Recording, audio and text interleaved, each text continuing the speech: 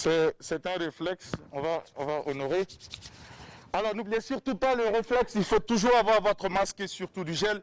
Mesdames et messieurs, bonjour et bienvenue et merci de nous rester fidèles pour l'aventure de l'apéro sur la télévision du Burkina Faso. Il nous convient de vous rappeler que l'espoir a les yeux brillants, selon Michel Bouteau, mais reconnaître également que l'espoir cesse d'être le bonheur lorsqu'il est accompagné d'impatience. À chacun, on va vous demander de cultiver vraiment la patience au quotidien et surtout de garder espoir que les choses vont aller dans le bon sens et surtout pour le bonheur des uns et des autres. Nous sommes encore au rendez-vous pour vous entretenir. Nous sommes les véhicules de la bonne humeur sur la télévision du Burkina Faso. Et comme toujours, je ne suis pas seul, la team est bien là avec moi. Et déjà notre cher ami Drabo qui commence cette aventure avec nous. Bonjour, comment est-ce que tu vas, Drabo? Salam alaikum. Ouais.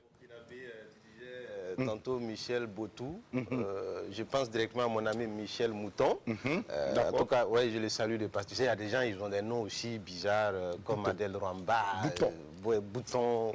Bon, on dirait on va prendre Messi Chemise aussi. Bon, en tout cas, on salue tous les Burkinabés. Comme tu l'as dit, on n'oublie pas l'actualité, coronavirus. Précaution oblige. Il faut vraiment prendre vos précautions, les mesures d'hygiène pour ne pas en tout cas faciliter. En tout cas, aujourd'hui, voilà. on en parle très souvent. On retrouve toutes les informations sur toutes les plateformes. Bien on sûr. Va pas aussi surtout chercher les bonnes informations. Voilà, on ne va pas surtout passer notre temps à rester dans la psychose de cette maladie, de ce virus. On va aussi servir de la bonne humeur et nous sur allons la télévision et du nous allons Burkina Faso. Voilà. Merci beaucoup Drabo, le chancelier. Alors Sandrine Konaté, bonjour également à toi et bonne journée de jeudi. Merci, bonjour Jackie, tu as retiré ton masque? Oui, je l'ai retiré parce que quand même, je pense que j'ai respecté la distance, donc il n'y a pas de problème. D'accord, il n'y a pas de souci. Quand je vais sortir de là, je vais porter mon masque. Et lorsqu'il y a quelqu'un à côté qui tousse, et ça va me protéger. Ça, c'est important. Il y a Adèle qui tousse. Hein. On quitte le plateau. Non, bon, tu sais... Bravo, tu es en danger.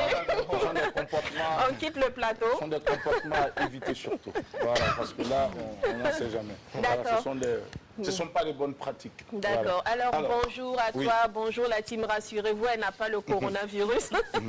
Elle n'est pas du tout infectée. Donc, je le disais hier, il y a une lueur d'espoir qui est là. Moi, ce qui m'anime toujours, c'est de l'espoir. Parce que je me rends compte que de nombreuses personnes...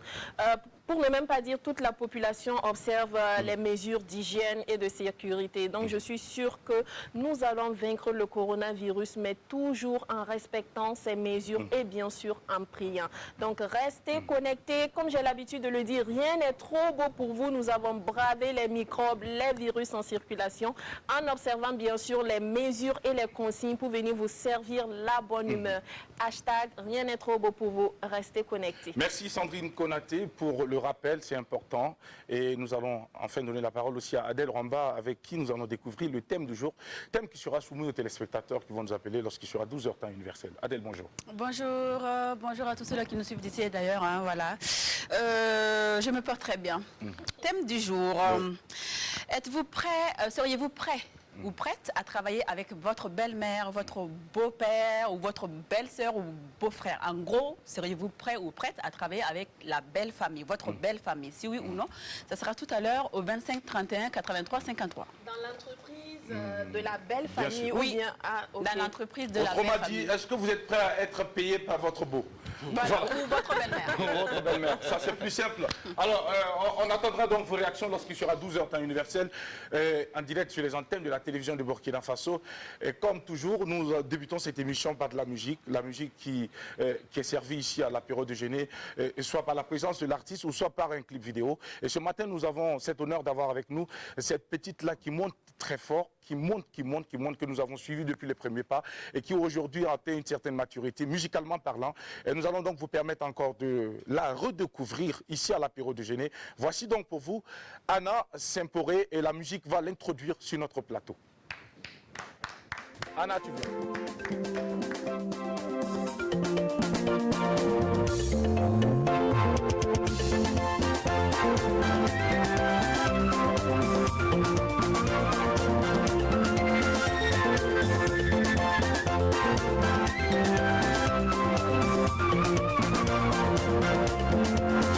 Esse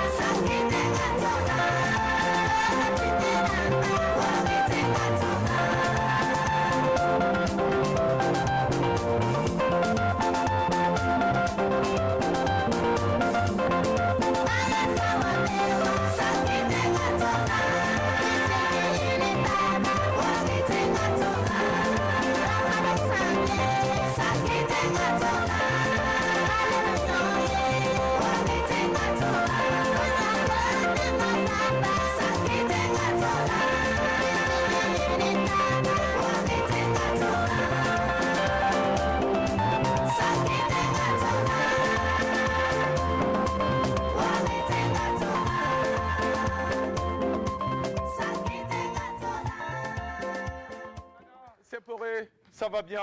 On va ouvrir ton micro, ça va? Ça se passe bien? Oui, ça va bien. D'accord, ça fait quand même 2 jours, tu as grandi maintenant aujourd'hui. Tu es devenue une grande femme.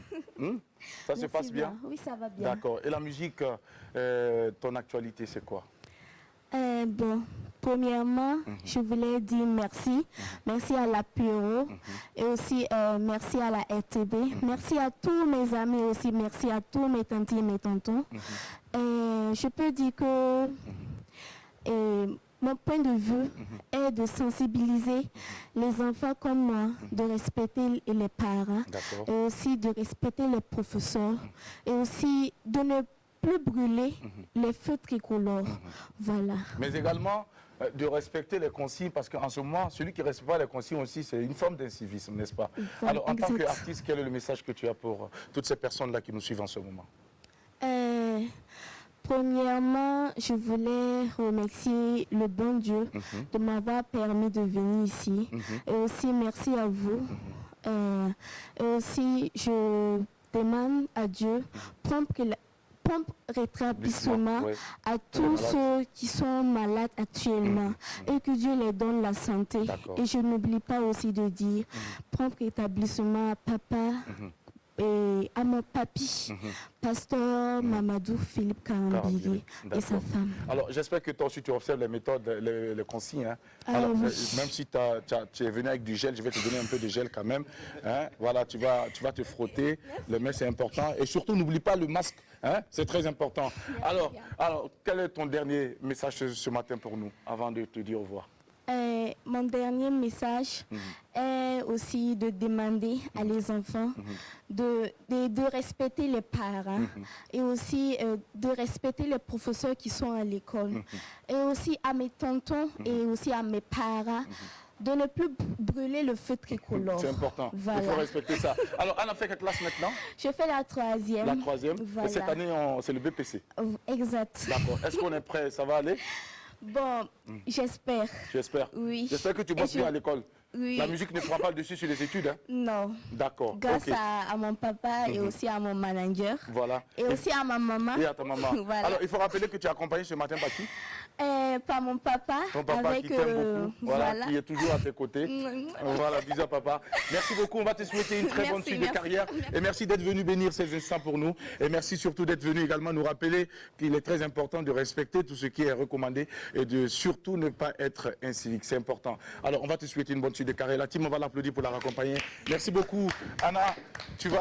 On va te souhaiter tout le meilleur pour la suite de cette carrière. Mesdames et messieurs, et chers team, téléspectateurs, nous allons à présent installer notre invité du jour. Notre invité qui est ce monsieur qui œuvre beaucoup pour, comment on appelle ça, pour l'insertion de la jeunesse et surtout de la bonne manière, voilà, par des mécanismes appropriés. Tout être humain a donc le droit et le pouvoir donc de satisfaire ses besoins fondamentaux tels que manger à sa faim, se loger et s'habiller convenablement et se soigner. Et c'est leur conviction au sein de la Fondation Ravi, à sa tête un homme aux grandes idées, aux grandes visions, ambitieux. J'ai nommé M. Salam Ouedraogo, dont la mission est d'œuvrer donc à l'accompagnement des jeunes et des femmes au bien-être socio-économique et professionnel à travers des actions de création d'entreprises et de promotion de l'employabilité durable de la jeunesse. Alors, la team, nous allons acclamer notre invité qui va nous rejoindre maintenant, M. Salam Ouedraogo, notre invité de ce jour jeudi.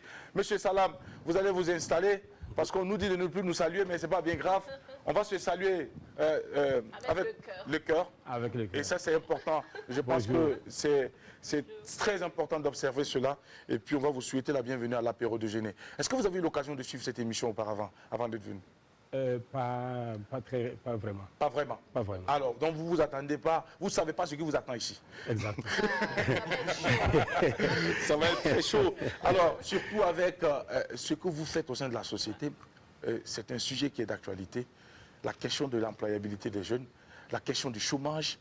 Eh bien, vous avez la solution désormais au sein de la Fondation Ravi. Exact. La Fondation Ravi, nous allons en parler au cours de cette émission. Mais avant, qu'est-ce que nous pouvons savoir sur monsieur Salam Ouedraogo? Qui êtes-vous?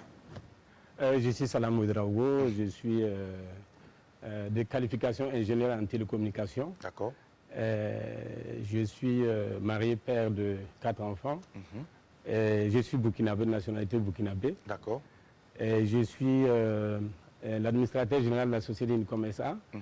Je suis le président de la Fondation Ravi depuis pratiquement 5 ans. D'accord, depuis pratiquement 5 ans, pour dire que cette fondation a été créée en 2015 exactement. Et qu'est-ce qui a motivé cette création? Vous êtes parti sur quelle base? Vous qui êtes formé dans un autre secteur, alors qu'est-ce qui vous a motivé? Qu'est-ce qui a été le déclic de la création donc, de cette fondation? Le déclic, c'est l'amour, c'est la compassion, c'est ne pas supporter voir l'autre souffrir. Parce que moi-même, j'ai connu la souffrance. Je suis ici d'une famille très modeste, villageoise et tout. J'ai pu braver des épreuves de la vie et je peux estimer aujourd'hui que j'ai réussi.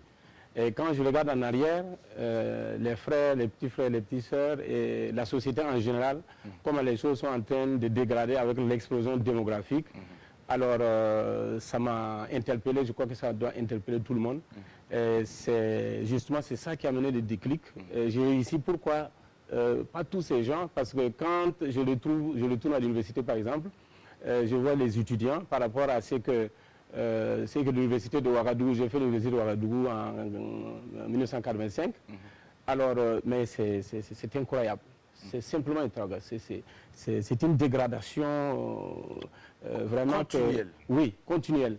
Alors j'ai dit non, il faut faire quelque chose. Alors nous qui avons réussi, alors comment nous avons réussi, pourquoi ils n'ont pas réussi? En fait, c'est ça qui nous amène dans la réflexion, dans l'étude, et nous avons dégagé un concept promoteur, prouvant et éprouvé, parce que nous avons fait le pilote 2015-2017 et tous les jeunes que nous avons accompagnés ont réussi.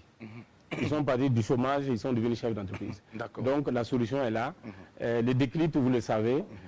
Donc le défi est énorme, mais nous avons foi que nous pouvons y arriver. D'accord.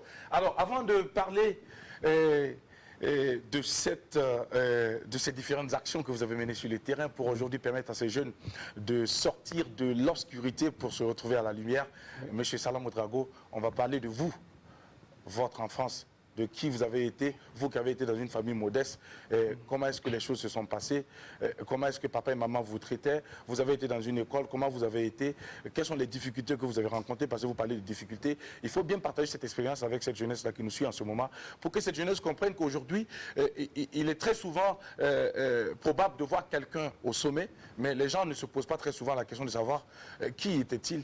Qu'est-ce qu'il a pu bien faire? Qu'est-ce qu'il a pu bien rencontrer comme difficulté avant de se retrouver au sommet? Parlez-nous de cette expérience, donc de votre jeunesse, de votre enfance, de l'année scolaire, ou bien de l'année estudiantine. Qu'est-ce que vous étiez? Comment vous étiez? Oui, alors voilà, difficile de parler parce que juste donner des éléments. Déjà pour aller à l'école, c'était pas évident. C'était pas donné à tout le monde d'aller à l'école. Nous sommes nés à la frontière du Burkina vers la Djubo. Déjà, c'était une aubaine de pouvoir aller à l'école. Le premier élément important, c'est que j'étais assidu. Au CP1, je comprenais jusqu'à la fin de l'année. Parce qu'on parlait moré, on ne comprenait pas français, on nous affichait des images.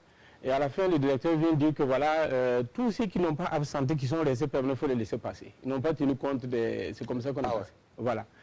Et donc la condition pour passer, il fallait être tout en présent à l'école. Tout en présent. On ne comprenait rien. Je peux vous dire jusqu'au CM2, je ne savais pas écrire une bonne phrase. Je ne comprenais pas français. Sérieux? Sérieux, exactement. Et comment vous avez fait pour avoir obtenu le CP? Bonne question. Parce que d'abord, je ne l'ai pas obtenu. Il a fallu le prendre. Et c'est de justesse que je l'ai eu, mais la sœur qui chantait tout de suite a dit quelque chose de formidable, l'incivisme. Et c'est en dehors de l'assiduité, il y a l'incivisme, il y a le suivisme, pardon, la discipline. La discipline. J'étais très attaché à mes parents. J'aimais mes parents. Ils étaient des cultivateurs, je faisais que cultiver. Cultiver, j'ai porté le bois pour ma maman, j'ai porté l'eau pour elle, j'ai pilé le gombo, le mil, j'ai fait tout ça. Je faisais, le soir je travaillais avec maman, la journée avec papa, mais j'ai passé tout mon temps derrière mes parents parce que je ne voulais pas les voir souffrir. Quand je les voyais trimer pour nous faire vivre, alors ça me faisait lourd au cœur. Donc je partageais leur fardeau, j'étais totalement soumis. Ça fait que dans mon enfance, je n'ai pas eu de camarades, je n'ai pas eu d'amis, sortir, jouer avec les gens, je n'ai pas connu. Les parents étaient les meilleurs amis. Étaient les meilleurs amis. Alors, donc, par, comme ça, vraiment, une grâce spéciale. Un frère qui était au lycée. À l'époque, on donnait aux professeurs titulaires du lycée public une place pour leur famille. C'est comme ça que j'ai pu aller en 6e au lycée Bambata. Je ne pouvais pas passer ce cap-là, ce n'est pas possible. Alors, et de là-bas, le déclic est venu. J'étais premier de la classe. Sérieux? Oui. Pour celui-là qui ne comprenait rien au CP1 et qui a eu la chance de passer parce qu'il était présent à l'école et qui allait obtenir le certificat de justesse, se retrouve premier au cours secondaire. Ouais. Alors, il a fallu redoubler plus d'efforts. Ouais. Vous avez dû batailler dur, bosser dur. Est-ce que les parents vous ont accompagné dans ça? Les parents Est-ce qu'ils ne se sont pas sentis abandonnés à un moment donné? Quand je suis arrivé au lycée? Oui. Non, pas du tout. Au contraire, parce que le 31 mai, c'était les vacances. Le même jour, je suis au village. Je cultive jusqu'en septembre. Et mon père me disait que tu produis pour nous et tu ne manges pas, mais tout ce qui arrive là, c'est toi qui nous apportes. Je les ai accompagnés jusqu'à leur décès. Ouais. J'étais tout le temps avec eux. J'ai cultivé avec eux jusqu'en second cycle où ils sont décédés. Est-ce qu'avec un peu de recul, M. Ouedraogo, la jeunesse d'aujourd'hui, les enfants d'aujourd'hui, est-ce que vous pensez que ces enfants-là sont encore attachés à ces valeurs? C'est ce qui est dommage. C'est ce que nous comprenons. Vous savez, quand on parle de mentorship, un leadership est toujours né d'un mentorship fort. Et les parents, même s'ils n'ont pas réussi, ils ont de l'expérience. Ils savent qu'est-ce qu'il ne faut pas faire. Parce qu'ils ont fait et ils en sont à un certain niveau. Et on évite toujours quelque chose. Donc, tout ce qu'on peut appeler père est toujours une lumière pour nous empêcher de tomber dans les trous. Donc, ça, c'était un plus pour moi. Et quand je suis arrivé au lycée, j'ai compris que, en plus de l'assiduité, de la discipline, du respect de la hiérarchie, de l'autorité des parents et tout, alors il faut passer à l'acte. Il faut se bâtir, il faut prendre sa destinée en main. Ça fait que j'étudiais, je bossais, j'avais pas toute ma carrière, tout le lycée jusqu'au bac. Même chose, je n'avais pas d'amis, camarades sortis s'amuser et tout, de tout. Alors nos rencontres, c'était des rencontres d'études, des rencontres de partage, des rencontres de bâtir. Parce que pour moi, l'avenir, en fait, c'est bâtir au stade de l'enfant. Enfin, moi, je dis à tous les élèves, même à l'école primaire et tout, l'avenir commence là. C'est les actes que tu commences à poser aujourd'hui qui fera de toi la personne, l'homme qu'il faut. Parce que nous sommes simplement le résultat des actes que nous avons posés au début. Si nous voulons changer la personne que nous sommes, nous avons besoin de commencer à changer les actes que nous posons au quotidien. Sinon, rien ne changera en nous. Alors donc, quand j'ai compris ça au lycée, c'est parti jusqu'aujourd'hui. D'accord. On va rester toujours dans cet esprit, dans cette vie de la famille, de M. Salam Ouedraogo, tout petit enfant, et Sandrine Konaté, certainement, va peut-être aussi réagir si besoin il y a, au cas contraire. Oui, dans la famille, on reste dans le volet famille. Et moi, j'ai été touchée quand vous avez dit que vous venez d'une famille modeste, parce qu'aujourd'hui... on voit, mais vous avez réussi en tout cas à trouver votre voie. Aujourd'hui, on voit des jeunes, des enfants qui viennent de familles aisées. On a des répétiteurs pour chaque matière à la maison. Les parents sont plus ou moins disponibles. On met tout à la disposition de l'enfant pour pouvoir réussir, mais l'enfant ne réussit pas. Selon vous, quel peut être le problème à ce niveau? Et quand ils grandissent, maintenant, ils suivent les coachs. Voilà, ils ont besoin de coachs de vie pour pouvoir trouver leur voie. Ce que les parents les ont enseigné, ils ont refusé ça pour aller plus tard payer de l'argent pour pouvoir suivre. Voilà, et c'est compliqué. Quelle peut être, selon vous, la cause de, je sais pas dire, de ce problème? Très bien. Peut-être je vous dirai juste une parenthèse. Je faisais 7 km à pied pour aller à l'école au lycée. Wow. Tous les jours à pied. Et il y a eu des moments où je n'avais pas suffisamment de fournitures scolaires. D'accord. Dans l'année, on donne la liste. Alors, qu'est-ce que je faisais? J'avais 4 cahiers. Je commence d'un côté maths, de l'autre côté physique. Et je vais dans le même cahier. Et quand ça se rencontre au milieu, je demande des doubles feuilles à gauche, à droite. Je dis, est-ce que je peux avoir une double feuille? Et c'est comme ça que je faisais, je pouvais. Et les livres, vous prenez chez les voisins? Les livres, je dis, voilà, qu'est-ce que tu étudies ce soir? Si du maths, je prends le livre de physique. C'est comme ça que j'ai travaillé. du luxe. Voilà, c'était du luxe. Mais je vous dis, moi qui faisais comme ça, les mêmes me donnaient de volontiers les feuilles, les livres, parce qu'ils venaient à la maison toujours pour demander des explications en maths et en physique. Et voilà. Alors, moi, ce que je veux dire par rapport à cette question, il faut savoir qu'est-ce qui est essentiel en l'homme, en l'enfant. Qu'est-ce qu'il faut rêver en l'enfant. Ça c'est le rôle du parent. C'est le rôle du parent. Parce que l'erreur que les parents commettent, c'est en pensant qu'en donnant tout aux enfants, alors c'est là qu'ils vont réussir. Au contraire. En fait, c'est de l'adversité que le miracle se produit. C'est souvent dans des situations difficiles que l'enfant se réveille. Et nous pouvons remarquer, dans certains cas, c'est souvent après le décès des parents que certains enfants deviennent eux-mêmes. C'est ça. Alors, donc, et ce que moi je dis aux parents quand je les parle, ça c'est peut-être discutable, mais c'est réel. Le grand héritage qu'un parent peut laisser à son enfant, ce n'est pas l'argent, ce n'est pas les comptes bancaires, ce n'est pas les immeubles, ce n'est pas les maisons, c'est simplement l'expérience qu'il a eue de la vie. Ce qu'il a appris de la vie, c'est le plus grand héritage qu'un père peut transmettre à son enfant, l'éducation. Alors, s'il a ça, le peu qu'il a, il peut faire fructifier. S'il n'a pas ça, tout ce que nous donnons, ça va partir en fumée en quelques instants. Donc, en gros, c'est la faute des parents qui donnent tout aux enfants et tout ça. Est-ce que les enfants d'hier, vous, et les enfants d'aujourd'hui, nos enfants, sont plus ou moins pareils? Peut-être à votre époque, il fallait, même si les parents ont les moyens, vous confronter à l'adversité. Mais est-ce que les enfants d'aujourd'hui, qu'on dit très souvent fragiles et sensibles, si on les confronte trop à la difficulté, est-ce que ça ne va pas les contribuer même à les perdre davantage? Au contraire, en fait, il faut les faire comprendre d'abord. Il faut impliquer leur compréhension, leur adhésion. Avant, en fait, c'est pas aussi de la, comment dirais-je, c'est pas aussi être tortionnaire, faire souffrir les enfants. Non. Mais il faut faire attention aussi à tout ce qu'on dit, droit des enfants, droit du suicide. Il faut faire beaucoup attention parce que l'être humain, quand vous parlez, je vais aller directement sur mes enfants aussi à moi, qui sont de cette génération. Et j'ai toujours eu, qu'elle m'excuse, mon épouse, à des difficultés avec mon épouse, parce que souvent, elle me trouve trop dur avec les enfants. Un jour, on était en pleine bourse, on était en crevaison. J'ai dit, voilà, les enfants, ils étaient quoi, 15 ans, 12, 10 ans. Et je leur ai dit, non, nous, on ferait aller chercher un tronc de bois dans le village qui est là, et que pour qu'on puisse, on avait fait des criques. Ah, il dit, non, on ne peut pas faire ça. Les enfants vont aller, il faut qu'ils partent. Ça peut les arriver un jour.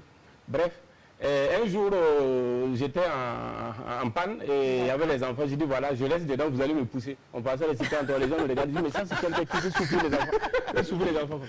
Aujourd'hui, quand il y a une panne, ces enfants, ils changent la roue de secours, ils montent tout, ils font tout sur la voiture, eux-mêmes et tout. Et tous ceux qu'on les a, ils sont devenus indépendants, autonomes. Même il y a des moments, certaines situations, on les laisse dans certaines épreuves, mais on les suit à distance. D'accord. Et je pense que c'est dans l'épreuve que l'homme s'édifie. Et la vie dans laquelle nous sommes, en fait, est une course infernale. Et sur la voie de cette course, il y a des épreuves, il y a des combats qu'il faut combattre. Et si nous ne combattons pas, nous serons combattus. Et si nous ne courons pas, nous serons entraînés. Et un enfant qui est là, qui a tout, le jour où il se trouve seul, en face d'une épreuve, il ne s'en sortira pas. Ça, c'est clair. Il faut préparer les enfants à prendre des défis, à faire face aux épreuves de leur vie et de prendre leur destinée en main. D'accord. Merci beaucoup, Sandrine Konaté. On va poursuivre avec Adèle, si réaction il y a. Oui. Alors, moi, je suis vraiment hypnotisée par votre vécu, déjà. Merci. Et beaucoup de respect, enfin, disons qu'il y a pas mal de points où je me reconnais. Ah, d'accord.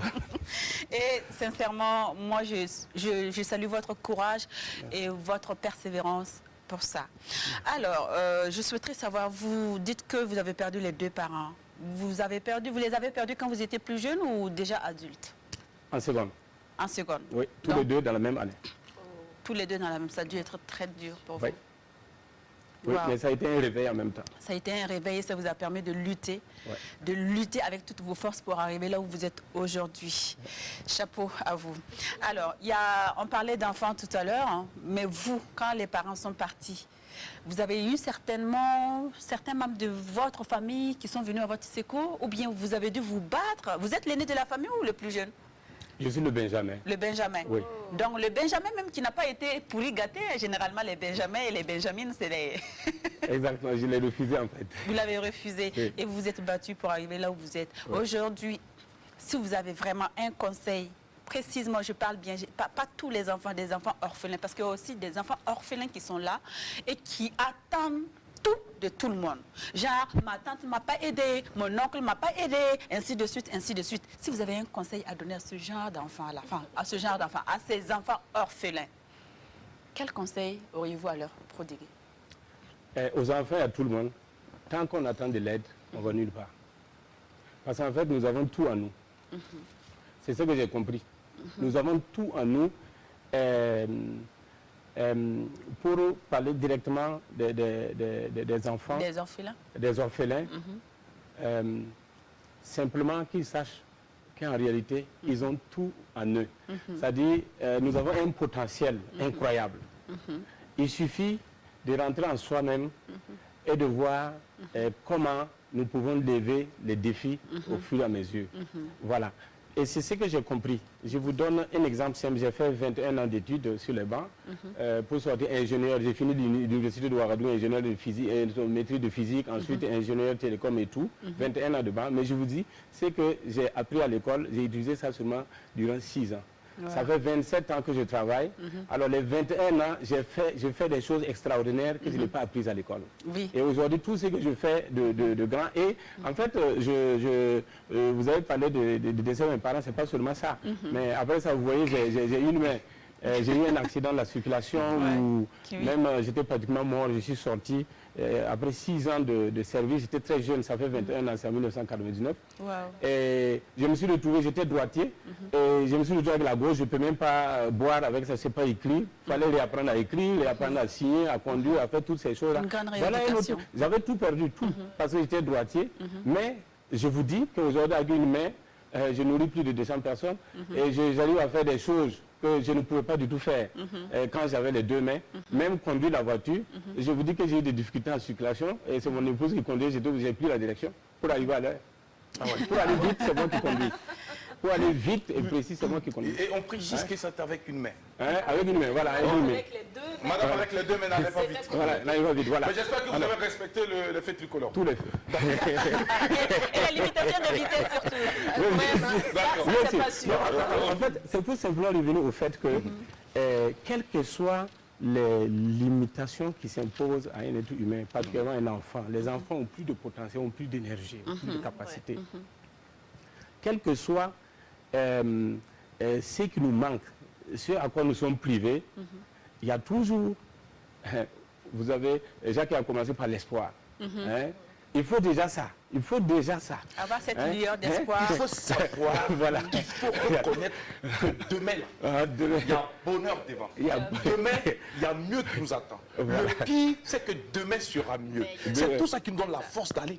Si par exemple on sait que demain, il n'y a rien de bien devant, c'est pas sûr qu'on va aller. C'est pas sûr.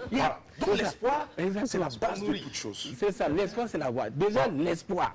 Maintenant, après l'espoir, il faut rejoindre à l'espoir. Il a aussi dit la patience. Tout à fait. Et à la patience, il faut joindre la persévérance. Parce qu'on peut être patient jusqu'à un certain moment, on commence à dire que non, persévère, jamais. Persévère, continue. Au moment où tu as envie de lâcher, c'est là que tu dois redoubler plus d'efforts. Et laisser ferme. Après la persévérance, il faut joindre l'acte. Parce qu'il ne faut pas seulement espérer. Et faut pas, parce que ce n'est pas les dreams, ce n'est pas le rêve. Le rêve ne s'accomplit pas, mais c'est l'acte qui accomplit le rêve. Donc il faut l'acte. Les gens parlent, ils rêvent, ils écrivent, ils vont des projets, mais il n'y a pas d'action immédiate. Maintenant, après l'action, il faut ajouter une chose importante, le sacrifice. Ah oui. Voilà, le sacrifice. c'est pas ça. Et si vous avez pu rentrer dans tout ça, alors vous allez sortir, vous allez voir en fait le potentiel. Et c'est ce que nous utilisons à la Fondation. C'est ce que nous développons. En fait, nous ne parlons pas de développement personnel, nous parlons de transformation personnelle. Parce que l'être humain peut être transformé de ce qu'il est, de rien du tout, pour être en fait tout. Et pour être une source. Voilà. Donc, à ces orphelins, rien n'est perdu. À ceux qui demandent, attendre de l'aide, ce n'est pas nécessaire. Levez-vous et battez-vous. Levez-vous et battez-vous. Et prenez vos... Parce que personne. Regardez même... Je ne parle même pas à l'échelle de l'enfant. Je ne parle pas à l'échelle même des parents. Parlons même à l'échelle des nations. Dites-moi quel pays a été développé par l'aide. Quel pays a été développé par un autre pays par l'aide? L'aide même te crée des problèmes. Puisque l'aide est conditionnée. Voilà. Et les pays qui sont les pays développés aujourd'hui, regardez, ils sont partis par là, par le sacrifice, par les fils du pays, par ce qu'ils ont. Je ne vais pas citer de pays, mais il y a des pays qui n'ont rien, ils n'ont pas de l'or, ils n'ont rien, mais aujourd'hui, ils brillent. Ils n'ont pas reçu de l'aide, ils ne sont pas basés sur l'aide. Nous avons des ressources endogènes, nous avons une population qui est là, nous avons un savoir-faire, nous avons tout. J'ai dit tout est en nous, autour de nous. Mais il suffit de se lever, c'est tout. Il faut réveiller en eux le talent, il faut réveiller en eux le guerrier qui somnole. Que les uns et les autres comprennent qu'au fond de nous, il y a forcément quelque chose. Merci Jacques. Quelque part. Qui fera de nous des hommes qui se démarquent. Et tant que nous ne partons pas chercher tout au fond de nous, avec la dernière énergie, on passera toujours à côté. On sera de ceux qui diront toujours, ah, on a essayé en vain, on a tout fait, il n'y a pas de solution. Mais mon frère, ma soeur, qu'est-ce que tu as posé comme acte? Merci. Merci. C'est ça que tu as sacrifié. Est-ce que je peux vous faire un témoignage? Oui. Pour assez. Bien sûr. Oui. Vous savez, c'est pour juste encourager nos jeunes, nos frères, voilà. Unicom, je disais que j'étais l'administrateur général. Unicom, en fait, c'était un télécentre. C'était un télécentre de mon épouse en 98. Et moi, ingénieur télécom, j'ai été consultant international, revenu, ça ne va pas et tout. Finalement, j'ai commencé à donner un coup de main. Et qu'est-ce qui s'est passé? La même année, ça c'est après l'accident, quelques 10 ans après, je me suis retrouvé paralysé. On m'a évacué à l'extérieur. J'étais sur le fauteuil roulant. Oui, j'ai franchi, je peux vous donner 10 épreuves, c'était la mort, 10 au moins. Mais je les ai franchis, ils sont derrière moi. C'est pour vous dire, mais tout ça, après chaque épreuve, il y a une édification formidable. Il y a une leçon formidable. Il y a comme une rage, une audace d'aller plus loin. Alors, pendant que j'étais là, couché, paralysé, 5 jours sans dormir, morphine et tout, et on nous appelle que, je vais donner les noms pour qu'on puisse vérifier, la Fondation Désir voulait un système de visioconférence. Voilà. Et j'ai dit à mon épouse, écoute, tu sais, ton télécentre peut proposer ça. Et c'est couché que j'ai monté l'offre, déposée, après nous avons été détenus. Et maintenant, il fallait venir défendre avec d'autres concurrents. Je ne pouvais pas marcher. Mon épouse m'a pris sous l'épaule. Elle est rentrée sous mon épouse, me soulever, c'était au premier étage, à Désir, Fondation Désir ici. Salle, c'est pas comment les conférences là-bas. Il fallait me supporter, vous voyez, avec mon poids. Pour me faire monter en salle, j'ai pris le micro et j'ai défendu l'offre. Et nous avons eu le marché de 17 millions. Et c'est ça qui a lancé le télécentre qui est devenu, après enfin, ce qu'elle est aujourd'hui, avec un chiffre d'affaires de près de 800 millions par an. Et vous voyez, il fallait que moi je me chiffre d'affaires, c'est combien? 800 millions par an. 800 millions. Ça mérite applaudissements. Vous savez, monsieur Ouedraogo, très souvent on entend les chiffres. On les entend toujours. Mais le problème, c'est qu'on ne l'a jamais vu. Maintenant, c'est matin. Il fallait ramener au moins 25 millions de Jackie, il faut faire un coup de cœur à madame. Parce que dans toutes ces épreuves, c'est sûr qu'il y a de nombreuses femmes qui se seraient cassées il y a longtemps. C'est clair. Vraiment, bon, vraiment, madame. Aussi, moi, je ne dirais pas comment un coup de cœur à madame. Bravo. Moi, je dirais plutôt à madame, comment je veux dire? C'est une femme. Madame, merci pour votre patience. Vraiment. Merci pour votre présence aux côtés de M. Ouedraogo. Tout à fait. Merci pour avoir fait de lui ce qu'il est aujourd'hui. Wow. Et à celle qui était à côté, qui attendait que le fruit soit mûr pour venir cueillir, eh bien, vous avez tapé poteau. Ça, c'est clair. Voilà. Merci. Merci. Vous voyez ma soeur, si j'ai combien de personnes dans ma situation, j'ai oublié les professeurs qui m'ont suivi, mais il fallait prendre la morphine pour dormir. Oui. Je peux faire 5 jours sans dormir. Les douleurs incroyables. À cause de la douleur. Quand mon épouse sort, je suis sur lui, elle revient et me trouve à terre. Et c'est dans cette situation que j'ai composé l'offre. Et c'est dans cette situation que je suis allé défendre. Combien de jeunes, combien de personnes dans cette situation diraient que je suis malade, je ne peux rien faire. Je ne peux rien faire. Voilà, je suis handicapé, je suis paralysé, je suis souffrant, je ne peux rien faire. Nous pouvons toujours faire. Quelque chose. En fait, Tant que nous avons le souffle de tant que nous avons le souffle, voilà. Ouais. C'est pour vous dire les conditions dans lesquelles tout ça s'est venu. Et que les gens, il ne faut pas qu'ils s'asseyent pour attendre l'aide de qui que ce soit. Jamais Vous ça voyez se ce déclic-là. C'est dans une situation atroce, difficile que ce déclic est venu. Et les portes sont ouvertes. Et voilà, on a été leader de la visioconférence sur toute l'Afrique de l'Ouest. Nous avons déployé sur 22 pays. Même en France, nous avons envoyé des gens aller installer là-bas. 22 pays. Bravo. Voilà, mais c'est parti de là, c'est parti de ce déclic-là. Mais est-ce qu'on a reçu l'aide? Non. On a reçu. Non, tout est venu de nous et autour de nous. Mon épouse qui m'a supporté, on est allé et voilà, c'est parti. C'est pourquoi que les gens arrêtent de dire que je n'ai pas l'aide ici, un tel n'a pas été, je n'ai pas pu faire l'école, mon épouse n'a jamais été à l'école, si vous voulez, vous pouvez le savoir. Et maintenant, ce qu'il faut savoir, c'est simplement que tout est en nous. Et il ne faut rien attendre. Tant que nous attendons, rien ne va se passer. En fait, c'est le problème de la jeunesse aujourd'hui. Le problème de la jeunesse qui est bien, j'allais dire, développé par M. Ouedraogo, et nous partageons cet avis, parce que nous côtoyons aussi des jeunes comme nous, au quotidien, qui nous rappellent toujours, pour des petites raisons qui n'en valent pas la peine, voici, j'ai des maux de tête, je ne peux pas faire ça, je ne peux pas aller travailler. Eh bien, M. Ouedraogo, vous venez de nous rassurer encore et de nous rappeler qu'il n'y a rien qui doit nous arrêter tant que nous vivons. Tant que nous respirons, il faut y aller parce que le bonheur, il est plus loin là-bas, mais pour seulement ceux qui sont aptes et prêts à braver les difficultés et à subir, à accepter toute forme de souffrance pour y arriver. Et en ce moment, lorsque vous le consommez, il est très doux. Oh oui, j'ai remarqué. Le goût de ça.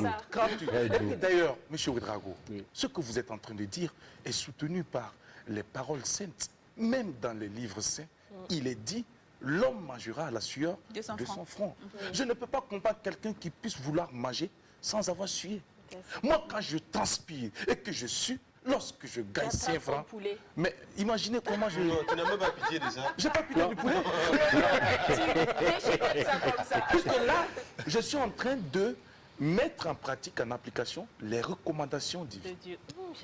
C'est tout. C'est ça. Mais à nos résolutions, on reprendra le succès. Tout à fait. À nos résolutions, on reprendra le Reprendra le succès. succès. Bravo. Réaction avant de passer à autre chose. Wow, c'est toute une vie, hein. C'est un enseignement et je pense que beaucoup de jeunes, en tout cas, gagneraient à prendre pour exemple M. Ouedraogo que nous avons en face de nous. Comme il a dit, beaucoup à sa place n'allaient même pas lever le petit doigt pour avancer. Alors aujourd'hui, avec son exemple, on sait que tout est possible. Mais moi ce que je voudrais vraiment, c'est-à-dire vous avez réussi dans votre vie, comme vous l'avez dit, mais est-ce que pour vous, vos enfants ont hérité de cette rage-là? Vos enfants aujourd'hui, pour vous, est-ce qu'ils ont hérité de cette rage que vous avez? Quand vous les regardez, est-ce que c'est des enfants qui écoutent ce que vous demandez de faire? Est-ce que c'est des enfants, vous avez dit, pendant votre enfance, vous n'avez pas eu d'amis? Est-ce que vos enfants sont de ceux qui aiment faire les maquis et autres? Est-ce qu'ils ont hérité de cette rage que vous avez et qui vous a amené aujourd'hui là où vous êtes? La réponse est que si je les regarde avec ma façon, avec ce que je suis aujourd'hui, bien sûr, ils sont très loin. Mais quand je les regarde, quand j'étais à leur âge, oui, vraiment, je suis très satisfait de ce que là où ils sont, en termes de compréhension et de tout. Voilà. Juste un jour, il y a un de nos promotions, j'étais avec un ami, avec ma fille qui est rentrée des études, il lui a dit à ma fille, en tout cas, il faut tout faire pour prendre les pas de ton père. Hein. Elle m'a dit non, lui là, il faut 4 personnes pour prendre ses pas. Pour faire ce qu'il fait, il faut 4 personnes. Elle a levé qu'il faut 4 personnes pour faire ce qu'il fait lui là. Mais je ne les ai pas forcés, je les ai aussi fait le mouvement de jeunesse. Hein? Et quand je les parle, je vois qu'ils ne suivaient pas. Et tout, parce qu'il fallait aussi vivre leur expérience. Mais je les gardais de près, toujours avec des conseils, avec surtout des témoignages. Et Dieu merci, aujourd'hui, tout le monde a compris. En fait, ils sont pleinement dedans. Je vais dire, par rapport à leur âge, je suis même étonné de ce qu'ils sont en train de faire. D'accord. Alors, Monsieur Ouedraogo, on sait que le Burkina Faso vit des moments historiquement douloureux. Et c'est ici le lieu pour nous également de rappeler aux uns aux autres qu'il ne faut jamais abandonner. C'est le moment où l'on demande encore plus à chacun, encore plus d'efforts, encore plus de sacrifices, encore plus de présence et encore plus d'esprit de discernement pour pouvoir donc relever les gros défis qui se présentent à nous en ce moment. La Fondation Ravi, on va en parler tout à l'heure, juste après cette petite transition musicale. Si la régie nous permet, on va aller et on revient pour parler de la Fondation Ravi pour la deuxième partie de cet entretien avec M. Salam Ouedraogo, président de la Fondation Ravi, notre invité du jour.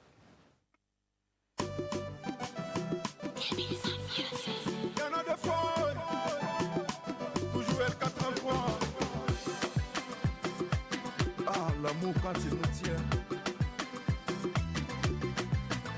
Moi je t'aime, mais c'est tout. Le reste, je m'en gaba. Y'en a pour la longue. Ce qui est ta faille, y'a Salam. Je m'en fous des gens. C'est là qui veulent pas nous voir ensemble. Binere, binere, y'a pour la Miss Monde. Bisongo, bisongo. Bisous là-bas.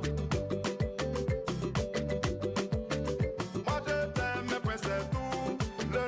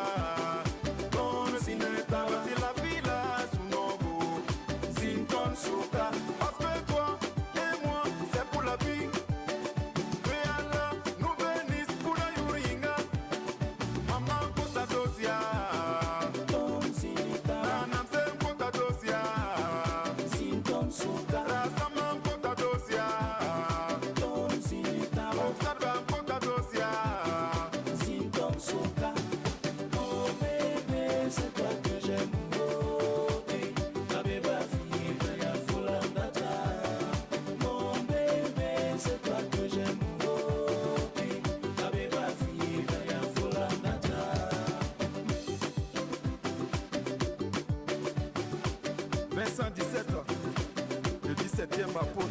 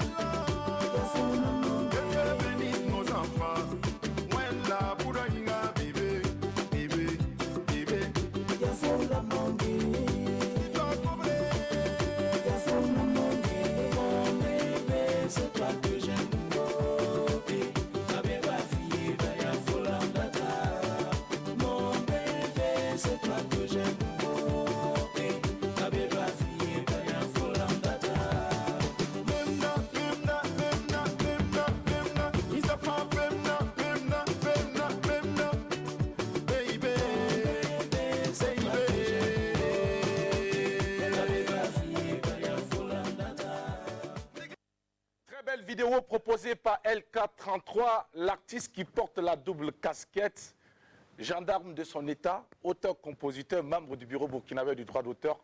C'est ici le lieu pour nous de saluer également notre cher ami Walid Bara, le patron des artistes, celui-là même qui paye les artistes, celui qui travaille à ce que les artistes aient en tout cas quelque chose dans le grenier, dans le sac, et que la sauce soit en tout cas bien riche en protéines. Walid Bara, bonjour, on vous salue. C'est vrai qu'actuellement il n'y a plus d'activité.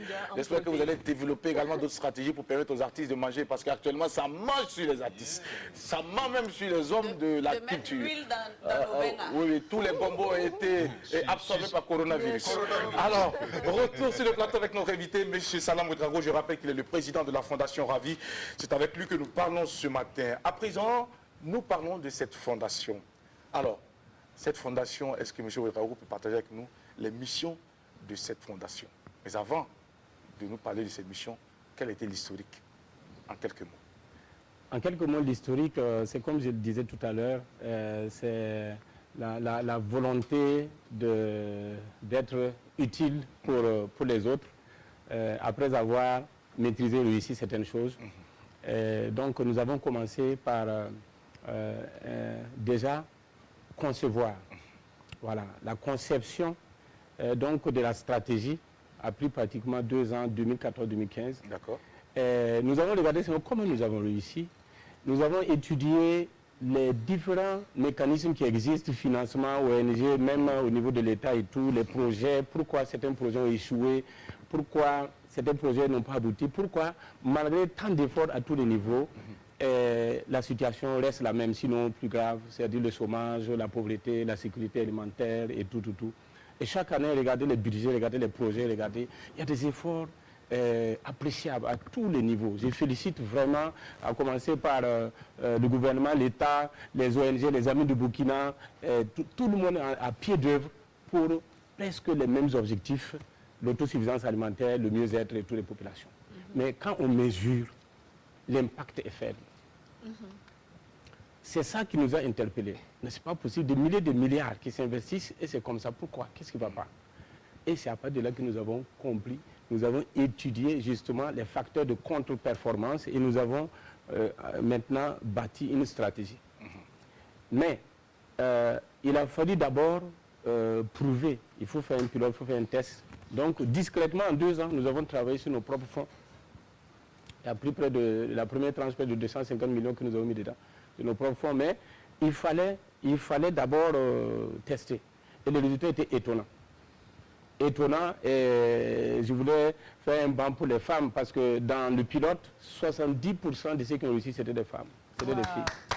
On va saluer les femmes. Voilà. Et on va profiter, saluer également les femmes qui nous suivent en ce moment. Il y a également une dame battante qui nous suit en ce moment, qui nous envoie un message pour nous dire qu'elle est en train de suivre cette émission avec beaucoup d'intérêt. Elle apprend beaucoup. On parle de Madame Folané, PDG donc de Africa Mousso, une femme entreprenante également qui est en train de suivre cette émission que nous saluons au passage.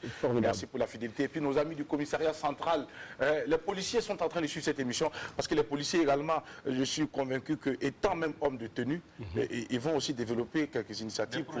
Ah oui, des gros projets. Ça, c'est formidable. Ça, formidable. Merci. Merci. Que cette voix soit bien entendue. Ah oui, c'est bien entendu. Voilà. Alors donc, quand nous avons l'historique, quand nous avons donc fini le pilote, alors nous étions satisfaits nous-mêmes. Des gens, nous avons pris des gens partout, ceux qui n'ont pas été à l'école, des jeunes diplômés, des chômeurs, même un jeune de la rue. Enfants de la rue. Oui. Ils ont tous réussi. Il a ouvert son pressing en 10 mois. Et il louait, il est parti dans les maquis, il a amené son patron qui était là-bas, l'a recruté. C'est-à-dire les résultats sont extraordinaires, oui. Il recrutait son patron? Son patron qui était au maquis. D'accord. C'est pour vous dire que tout le monde peut réussir. En fait, c'était de prouver que tout le monde peut réussir. Tout le monde peut réussir. Alors, donc, dans le pilote, sauf ceux qui ont abandonné, ils ont tous réussi. Ils sont partis des zéros pour devenir chefs de leur propre entreprise. Alors, donc, le résultat étant ainsi, donc nous avons commencé à communiquer. Parce que c'est une vision que nous avons reçue. C'est pourquoi nous appelons la vision là, VA. VA, ça veut dire rendre mon pays vivable et agréable. À commencer par rendre ma localité vivable et agréable. Si chaque village était vivable et agréable, tout le pays sera vivable et agréable. C'est ça le but. Alors donc, c'est ça la vision, nous avons la vision. Et la vision, il s'agit en fait d'investir sur l'homme. De développer l'homme pour développer la cité. Il ne faut pas faire l'inverse. Le problème, en fait, dans le monde entier, c'est que l'être humain a fait l'inverse, a pensé que le développement se taille au niveau des infrastructures. Et vous avez des pays développés, c'est comme selon ce qu'on définit le développement. Quand vous descendez à l'échelle humaine dans ces pays-là, vous voyez que c'est des gens qui ne vivent pas en fait. Oui, presque. Les gens ne vivent pas. C'est des souffrants quand même. Ils ont apparemment tout. Donc, il faut un développement à l'échelle humaine.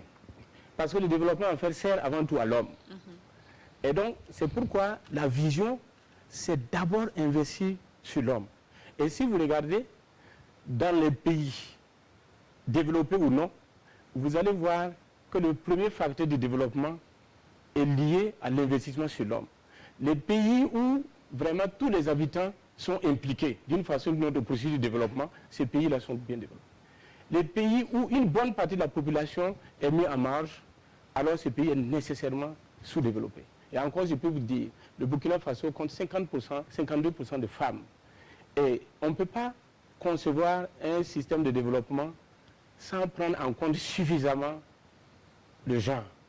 Je vais dire entièrement les gens. Je vous dis, dans le pilote, nous avons 70% de femmes qui ont réussi. Et quand nous regardons dans les statistiques, 63% des Burkinabés n'ont pas d'emploi stable. Et en ce moment, c'est un problème. Donc, mais c'est un problème tel que nous vivons. Mais pour nous, c'est un potentiel. C'est une opportunité. Parce que nous avons une ressource humaine disponible et puissante à exploiter. Donc, il faut investir sur ces personnes-là. Il faut investir sur l'homme pour développer l'homme pour développer la cité. C'est ça la vision. Maintenant, la mission, au niveau de la Fondation Ravi, nous faisons quoi? Nous inspirons les jeunes et les femmes et nous mobilisons des ressources pour les aider à réussir leur ambition dans leur localité géographique. D'accord. Et ça, c'est très important. Pourquoi inspirer? Parce que nous avons remarqué que en fait, les gens n'ont pas de vision. Sans vision, on ne va nulle part. Il faut d'abord la vision, ensuite il faut une stratégie pour aller, pour atteindre, pour accomplir la vision, aller là où on veut. On a pris les jeunes, on les introduit, on dit, mais dans 5 ans, comment vous vous projetez? Beaucoup ils veulent aller à l'extérieur, veulent le visa. Certains veulent laisser. C'est-à-dire, ils n'ont pas. Il n'y a que 7% des jeunes dans nos statistiques qu'on a fait. Il y a des villages où on a fait 2000 personnes. Par exemple, à Yako, on a fait 2000 personnes. Et 7% seulement disent que dans certaines conditions, je vais rester là dans mon village. Ça veut dire dans leur tête, ils n'ont pas le développement. Donc pour nous, c'est important, cette dimension-là, de véritablement inspirer les jeunes, leur dire, tout est en vous, vous êtes un potentiel, vous pouvez réussir. Autour de vous, vous pouvez transformer certaines choses en valeur. Si vous avez la valeur, l'argent va venir. Donc c'est comme ça que nous avons, c'est là la mission, c'est ce que nous sommes en train de vraiment de faire. Maintenant, quand nous avons présenté, vraiment c'est pourquoi je passe par là pour féliciter les ministères techniques, le ministère de l'énergie, le ministère de l'agriculture, des ressources halieutiques, de la jeunesse, qui nous ont accompagnés sous l'instruction du chef de l'État, du président du Faso, qui nous a même reçus pour nous encourager, parce que ça a été lancé sous le très haut patronage du président du Faso. D'accord. Nous sommes très très contents parce que nous avons la vision, c'est vrai, mais c'est une démarche collective. Et tout le monde est impliqué, tout le monde est concerné, tout le monde est responsable. Et c'est pourquoi je voulais, justement pour cette la première tranche-là, dire simplement que nous avons déjà informé, nous sommes aussi soutenus de cette façon. Et sur le plan international, nous avons fait une vingtaine de villes en Europe, pour surtout, on dit qu'il ne faut pas réinventer la roue. Il y a des expertises qui sont là, il faut s'en inspirer pour, pas copier-coller, mais pour les réadapter, pour gagner du temps. En réalité. Et nous avons beaucoup de partenaires qui se sont associés en Allemagne, en Autriche et tout, et vraiment, nous sommes en ce moment sur un bon plan. Vous êtes en ce moment sur un bon plan. Nous savons également que vous avez lancé cette initiative donc, qui consistait à créer 500 entreprises et 10 000 emplois. Où est-ce que vous en êtes aujourd'hui? Quel est le bilan que vous faites? Voilà, nous l'avons lancé seulement en décembre. En décembre. Et nous avons lancé dans le processus de mobilisation de fonds endogènes. D'accord. De façon à ce que vraiment ceux qui le peuvent puissent contribuer à accompagner la mise en œuvre de la vision et à produire. Alors, dans ce que nous avons eu, nous avons déployé sur une localité, on a mis un forage, une VSAT, déjà 10 hectares sont en exploitation, un bassin piscicole qui attend des alevins pour lancer. Ça, c'est dès janvier, ça a démarré. Aujourd'hui, nous sommes très avancés par rapport à ce que nous avons pu mobiliser pour ça. Et il y a 200 emplois garantis qui vont se mettre en place là-bas, seulement pour cette localité. Mais c'est déjà parti pour la vision va pour cette localité. Alors, on dit également que cette fondation Ravi est soutenue par le gouvernement. Est soutenue comment? Est-ce que cette fondation reçoit de l'argent du gouvernement pour pouvoir mener ses actions ou bien le financement vient d'où? Pour l'instant, nous avons eu vraiment des promesses. Et comme vous savez, au niveau du gouvernement, il y a des mécanismes de déblocage. Dès l'instant où la décision est donnée, il faut tout un processus de budgétisation et tout, ça prend un certain temps. C'est pourquoi, pour l'instant, ce n'est pas encore venu, mais nous sommes convaincus que l'engagement est assez fort et ça va se produire. Parce que c'est la même cause, c'est la même mission, c'est pour l'État. Alors, c'est pourquoi nous avons mis en place, nous avons lancé un concept que nous appelons Uniton. Uniton, uni pour dire, en fait, c'est l'union. Hein. Déjà, c'est dans l'unité. C'est se mettre ensemble. Et c'est comme ça qu'on peut développer le pays. Mais c'est un point d'union pour le développement donc, du pays. Et Uniton, en fait, met en place des mécanismes de mobilisation de ressources pour financer la vision. D'accord. Et là, je peux vous dire que c'est ouvert à tout le monde. Okay. Regardez les élèves, les étudiants, les jeunes, je veux dire ceux qui ne travaillent même pas, hein, mais qui ont quelques unités pour charger leur téléphone, qui ont de temps en temps du carburant. S'ils peuvent économiser ces un mois juste pour envoyer 1000 francs, hein, 1000 francs, ça fait quelque chose. Vous voyez, nous sommes ouverts à toute forme de contribution. Et nous avons déjà Uniton, il y a un site web pour ça, www.uniton.org. Il faut rappeler que Uniton s'écrit avec U-N-I-T-H-O-N. Exactement, voilà. .org. Donc là, vous avez déjà des idées de projets. Comme les télétons. Voilà, comme les télétons. Oui, Uniton, c'est une forme de téléthon, mais c'est plus qu'un téléthon parce que les télétons, en général, c'est les dons. Bon, là, nous avons en plus les dons, nous avons aussi du business. Nous avons permis à ceux-là qui veulent faire du business de le faire. Nous avons par exemple l'actionnariat. Quelqu'un peut être actionnaire des entreprises que nous sommes en train de mettre en place. Nous voulons mettre en place en 5 ans 5000 entreprises. Voilà. Et nous avons foi que ça sera fait. Ça sera fait, nous sommes convaincus que ça sera fait. Quand on dit 5000 entreprises, c'est 5000 entreprises. Alors, avant de poursuivre avec la team, M. Ouedraogo, on sait que vous financez souvent les jeunes, vous les accompagnez dans leurs projets. Il y a eu des moments où la Fondation a accompagné certains jeunes à réaliser leurs rêves. Mais la question qui reste posée, c'est que beaucoup de jeunes se disent qu'il arrive très souvent que vous financez des jeunes qui également ont déjà peut-être la possibilité d'aller participer à des concours, ou peut-être savent déjà qu'ils vont réussir à des concours. Comment vous faites pour le savoir? Vous financez ces jeunes et paf, après, ces gars se retrouvent dans la fonction publique. Que devient ce financement? Est-ce que vous avez été déjà confronté à de telles situations? Non, depuis qu'on a commencé, c'est un seul cas d'abandon. Ça, c'est le jeune était footballeur et voilà, il a été admis dans un club à l'étranger et il est parti, c'est le seul cas. Sinon, au contraire, c'est l'inverse qui se fait. Les gens libèrent les concours pour venir occuper voilà.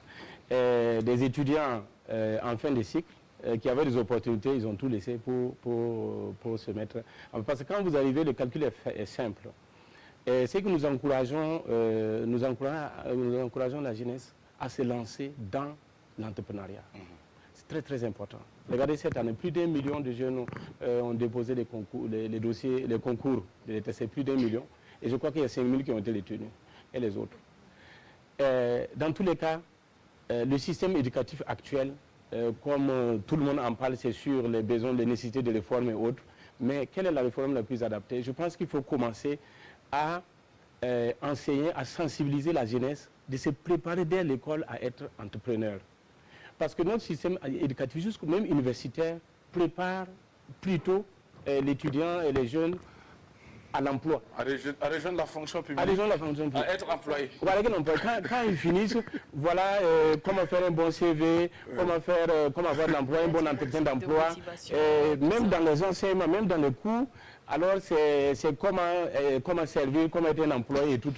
Non, il faut, même dans les écoles professionnelles, c'est étonnant, même dans les écoles professionnelles, on forme des techniciens, des ingénieurs pour aller des employés.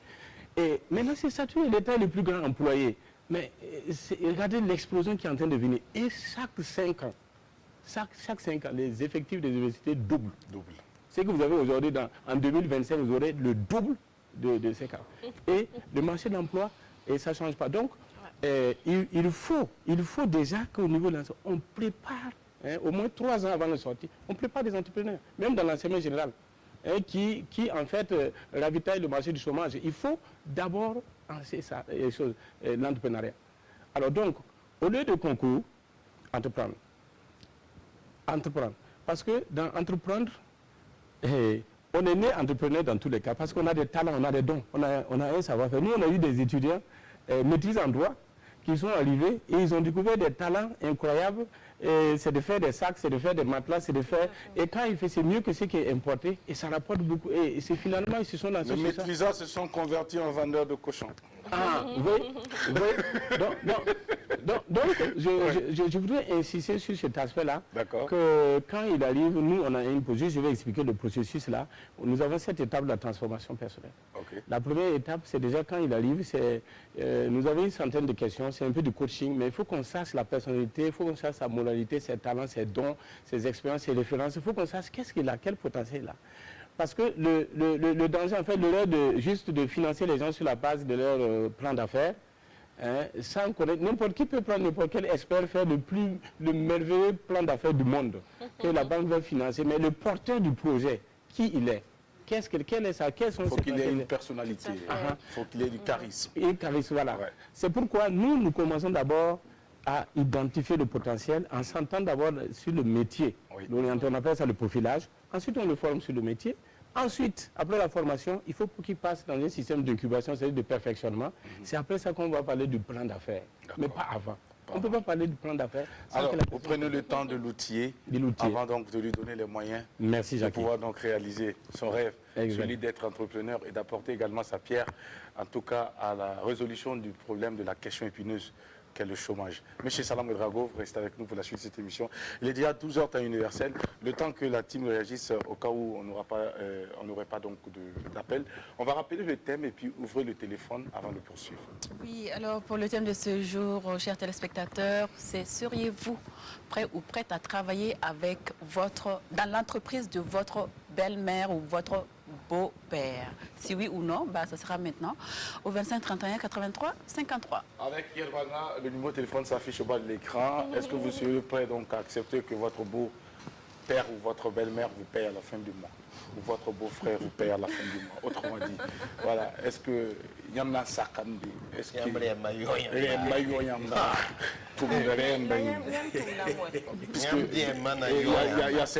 dans certaines comment on appelle ça, communautés, on dit que le beau ne doit pas aller. Je ne sais pas, monsieur Ouedraogo, je parle sous votre contrôle. D'accord.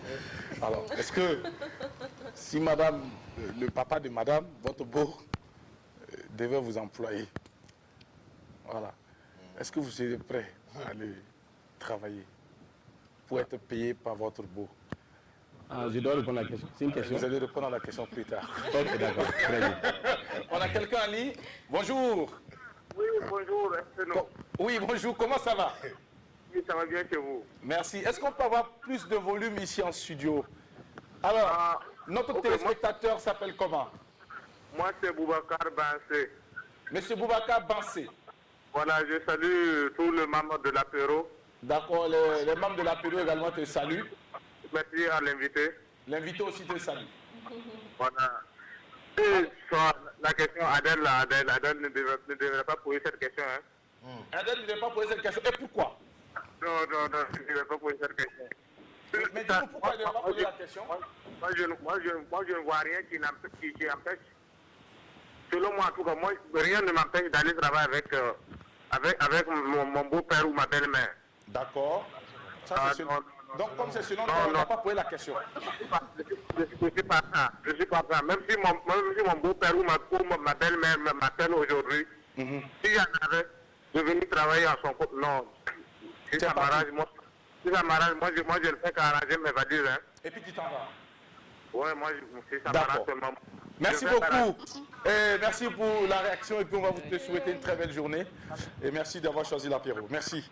Alors, monsieur Salamou Drago, je ne sais pas si quelqu'un a une question. Si. Oui, Sandrine. Alors moi, l'ONG, la Fondation Ravi accompagne les jeunes dans la création d'entreprises. En fait, ici au Burkina Faso, on a un constat. Le sous-sol est riche. Donc on a aussi de la matière grise. Quand on voit que, à l'instar de tu parles de matière grise, tu parles de l'intelligence. Oui, de l'intelligence et de performance aussi. On a du talent, il faut le dire. Jackie Elfeno excelle dans l'animation. On a Fabrice Zango, on a Iron Bibi. Quand on voit en fait tous les trophées et tout ce tous les records que ces jeunes-là arrivent à battre, on ne comprend pas. Et aussi à l'expertise des jeunes, aussi l'expérience des doyens, des aînés. Mais la population dit toujours que le pays est enclavé et on n'arrive pas à se développer malgré toutes les initiatives. D'accord, malgré toutes les initiatives, on n'arrive pas à se développer. On va prendre quelqu'un en ligne pour te permettre, Sandrine, de résumer rapidement cette question pour notre invité. On prend quelqu'un d'abord. Bonjour. Bonjour. Bonjour, veuillez patienter s'il vous plaît. D'accord, on patiente, mais on va patienter en ligne. Sandrine, on va poursuivre. Oui. C'est fort des ONG qui forment dans l'entrepreneuriat et tout. Le Burkina Faso, quand même, on reste sous-développé malgré la population jeune. Selon vous, est-ce que l'enclavement du Burkina Faso ne serait-il pas mental? Je m'excuse. Oui. Alors, non, elle a répondu à la question. Elle a même répondu à la question. C'est une question de mentalité. Elle a répondu à la question. C'est une question de mentalité. Si vous prenez par exemple un pays comme le Singapour, comme Israël, il y a 70 ans, Israël c'était un désert. Il n'y avait rien. Ils sont arrivés là, rien, sans chose. Et aujourd'hui, regardez où ils sont. Singapour, ils n'ont pas de choses, ils n'ont rien. On a quelqu'un à lire? Oui. Ah, d'accord. Bonjour. Oui, bonjour, comment vous allez? Ça va bien, merci. Alors, votre nom, c'est quoi, monsieur? Moi, c'est Sanou Baba, j'appelle depuis la province des Banwa. Sanou Baba, depuis les Banwa. Voilà, c'est ça. D'accord, bienvenue à l'apéro, on vous écoute. Voilà, moi, pour aller travailler pour mon beau, ça, ce n'est pas un problème. D'accord. Voilà, donc, mon beau, ça peut être une autre personne. Oui, mais on parle du beau. Oui, c'est ce que je dis là. C'est-à-dire là, dans cette question-là, moi, je ne vois plus mon beau, mais mon boss, quoi. D'accord. Vous ne le voyez pas comme étant votre beau, mais votre patron. Voilà, mon patron déjà. D'accord, ça veut dire que votre patron, un jour, il peut vous chasser. Non, ben, en fait, voilà, plusieurs fois. En fait, nous lançons sur un autre chemin, qui est autre que, voilà, comment dire, être son beau. Voilà, donc je peux travailler pour lui sans problème. Justement, cette question a été posée, mais c'est une question qui sous-entend des choses. Ça veut dire, en réalité, c'est quoi? Il y a des situations auxquelles vous allez faire face et puis votre beau va vous demander ou votre belle-mère va vous demander de faire et vous ne pourrez pas refuser parce que vous êtes le mari de sa fille ou vous êtes la femme de son fils. Non, mais bon, en fait, ça ne gâte rien dans l'affaire. Ça ne gâte rien dans l'affaire. Ok. Merci pour votre avis. On vous souhaite une bonne journée depuis les Banwa et salutations à tout le monde d'abord. Merci. Alors, monsieur Oudrago, poursuivez. Je disais c'est une question de mentalité que, comme elle le dit, c'est une question aussi de vision et de connaissance, de prise de conscience. Il faut qu'en fait la jeunesse en particulier prenne conscience que le développement est possible, tout est possible autour d'eux. Parce que souvent, nous sommes là, nous ne savons pas que nous pouvons exploiter des choses autour de nous pour créer de la valeur.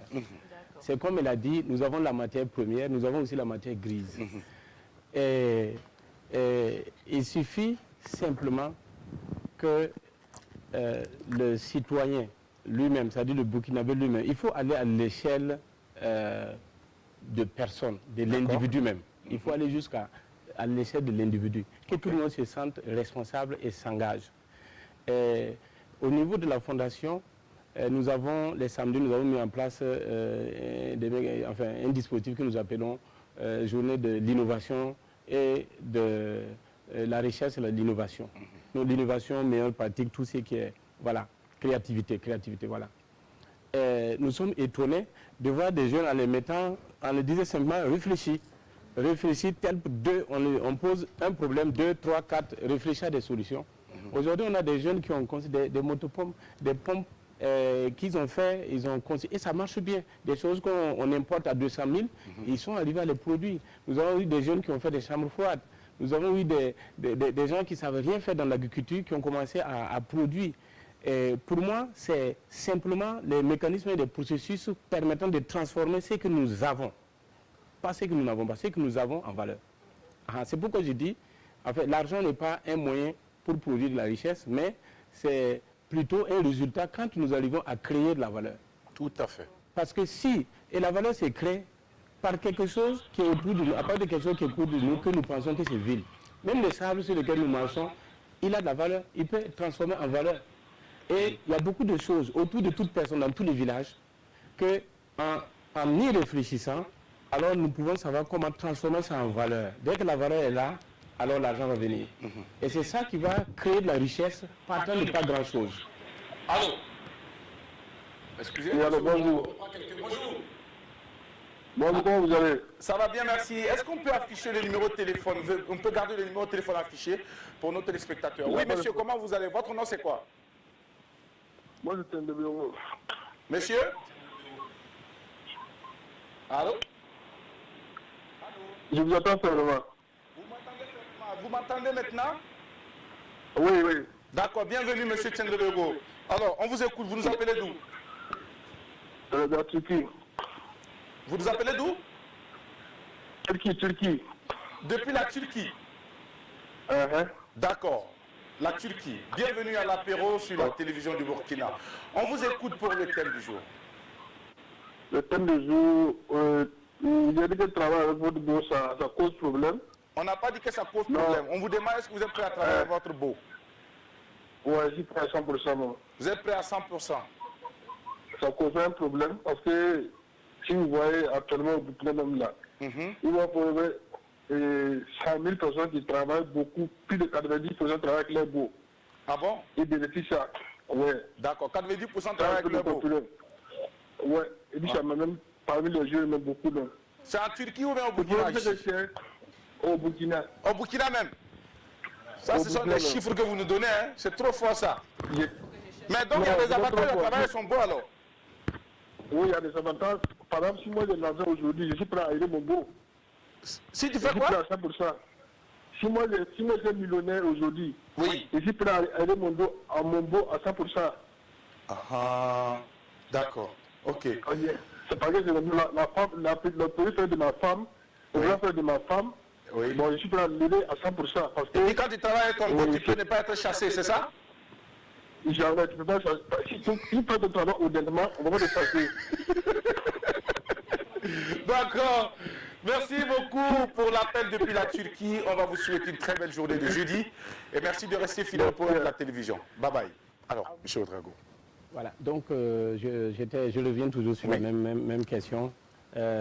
Parce que nous sommes posé cette question d'ailleurs au début, c'est ça qui nous a permis de bâtir la stratégie. D'accord. Parce qu'en fait, il faut toute une stratégie. C'est par là qu'il faut passer. Sinon, des projets isolés, ça ne donne pas. Des actions isolés, ça ne donne pas. Il faut se décoincer. Exactement, il faut se décoincer. Il faut se libérer. Le mind. Voilà, désenclaver. Il y a des cerveaux qui sont enclavés. Voilà. Il y a des cerveaux qui sont sous emprise. Voilà, exactement. Et ces cerveaux-là, il faut les libérer. En servitude, il faut les libérer. Voilà, exactement. Merci beaucoup. Alors, réaction. Quelqu'un d'autre aurait une question pour M. Ouedraogo? Drabo, non? Oui. Et aussi, on dit que les jeunes n'entreprennent pas assez. D'abord, est-ce que ceux qui vendent les petits commerces, vendre des mouchoirs dans les stations, je veux dire au feu, les femmes et les jeunes aussi qui vendent les citrons, qui vendent les fruits, qui proposent les recharges, est-ce que ça peut être considéré comme de l'entrepreneuriat? L'entreprise, en fait, peut commencer par là. D'accord. L'entreprise peut commencer par là. Mais on a quelqu'un en ligne avant de vous permettre de développer tout ça. Bonjour. Bonjour. Comment vous allez? Oui, je vais bien. Ça va bien, merci. Votre nom, c'est quoi? Bourema. Bourema, depuis Goumen. Notre fidèle téléspectateur. Alors, monsieur Bourema, bonjour et bienvenue. Est-ce que vous êtes prêt à travailler avec votre beau? Oui, bien sûr. Et pourquoi? Non, je vais travailler avec mon beau comme toute autre personne. D'accord, il n'y a pas une raison particulière. Oui, en ce moment, ce n'est plus mon beau, c'est mon boss. Ah, d'accord, ok. Mais est-ce qu'à travailler avec lui, il n'y a pas certains avantages que vous ne voulez pas aussi partager avec nous? Non, c'est du professionnel, c'est être professionnel. Mais est-ce que vous pensez qu'en travaillant avec votre beau, le jour que vous déconnez, est-ce que vous pensez qu'il peut vous chasser? Oui, si, je crois qu'il peut me chasser, bien sûr. Et il va dire quoi à sa fille? Ah non, j'ai déconné et puis il m'a chassé.